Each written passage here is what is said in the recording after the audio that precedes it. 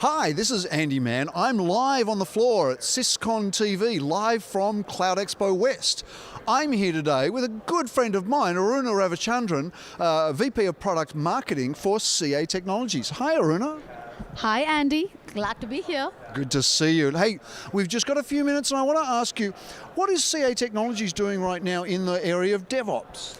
CA has been doing a lot of things in the area of DevOps. Now we have a complete set of tool sets in order to enable customers to go all the way from planning to development to testing down to release into the operations. So we completely help customers automate the entire value delivery chain from planning down to production. Excellent, fantastic. There's a lot of stuff there. And tell me, what have you been doing here at CloudEXPO and, of course, DevOpsSummit?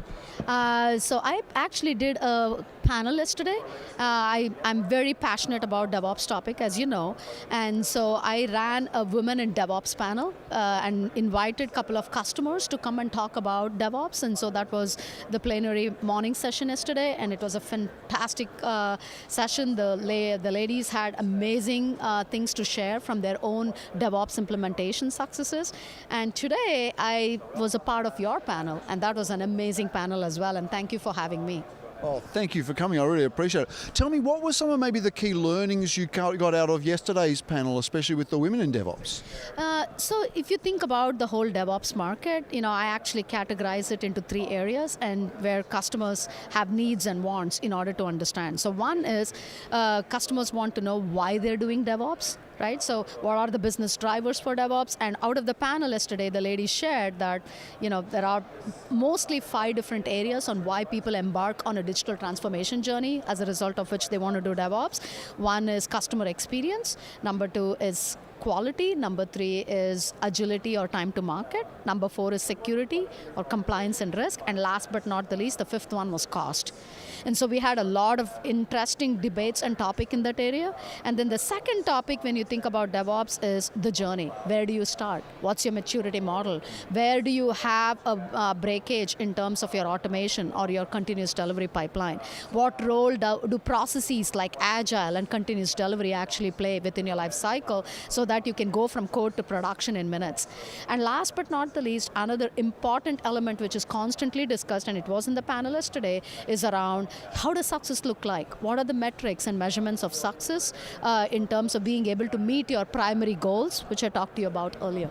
Yeah, brilliant. I love the focus on security as well. It's something we're starting to hear a bit about, DevSecOps, SecDevOps. Is this something that you're hearing a lot in the marketplace, this need to bring security and shift left security into the DevOps workflows? Absolutely. So we at CA Technologies acquired a company by name Veracode, and with the acquisition of Veracode, we now play into this whole concept of DevSecOps or secure DevOps.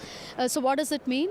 I've now had an opportunity to talk to a set of customers, and I always ask them the question, because security always tends to be a different island across the board, and it's a different business group. And how do you actually make a cultural transformation where you're bringing in the underlying security practices so that you can shift left into the earlier part of the life cycle?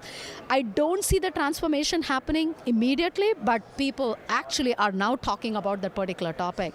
And one of the key things I think is important in order to enable security testing so that you shift left is being able to evangelize that there are tools to enable development teams to include security testing as a part of their unit testing. So for example, with Veracode, we just launched a free product called Greenlight, which gives you the ability to embed that as a part of your IDEs. So you can actually do your vulnerability scan analysis as a part of your JUnit testing, right? So being able to provide the tools for the developers is important. Making sure they don't have to go through any kind of compliance check, because if they have to do that, they're not going to do it. So a big part of that is to being able to enable them in order to do their jobs better, will basically make DevSecOps much more mainstream. Yeah, that's fantastic. That's really sort of leading the marketplace, really. What other sort of big challenges do you see your customers facing in this DevOps transformation?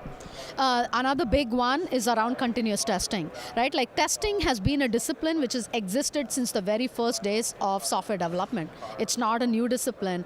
But the key thing when you think about testing, testing has been there in pockets of test automation. You could have automated your performance testing. You could have automated your GUI functional testing. But where the market is moving right now, because the whole concept of continuous delivery is being able to automate from planning to production so that you can accomplish what all of the unicorns of the world have accomplished, right? Like Amazon talks about going from code to production in 11.6 seconds.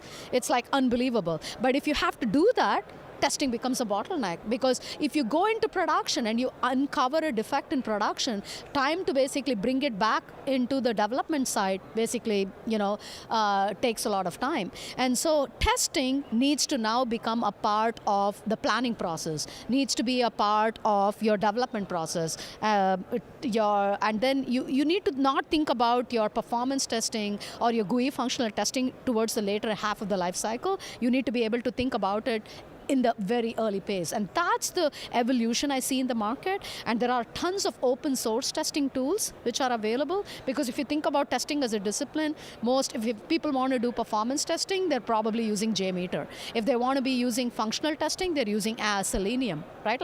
And being able to have the right set of tools which will enable their continuous testing efforts is a very important aspect where I see a big movement across the board change in the market. Yeah, brilliant. So just to wrap up, where can we learn more about what you're doing, what CA Technologies is doing? Where can we go to find out more information? So you can follow me on Twitter. I am at Aruna13. You can connect with me on LinkedIn. I'm always happy to talk to customers to help you solve your DevOps challenges and questions you have. And more about CA Technologies, you can go to ca.com. And if you look under DevOps, you'll get an aspect of all the different tools we have across the board. And last but not the least, I actually wrote a book called DevOps for Digital Leaders. It's not a CA product-oriented book. It's more about looking at what are some of the customer challenges various different customers have had, what's been their transformational journey. Think of it as chronicles of customer stories across the board. And so feel free to download a free version of the book, which is available at A-Press. If you Google, you'll actually find it. Or you can, if you buy a hard copy, all of the royalties of the book is actually donated towards Embracing Girls Embrace a STEM Career to a nonprofit. Oh, that's brilliant. That's a great cause. Good for you, Aruna. Thank you very much. I've been here at Syscon TV with Aruna Ravichandran from CA Technologies. Until next time, I'm Andy Mann. See you next time on Syscon TV.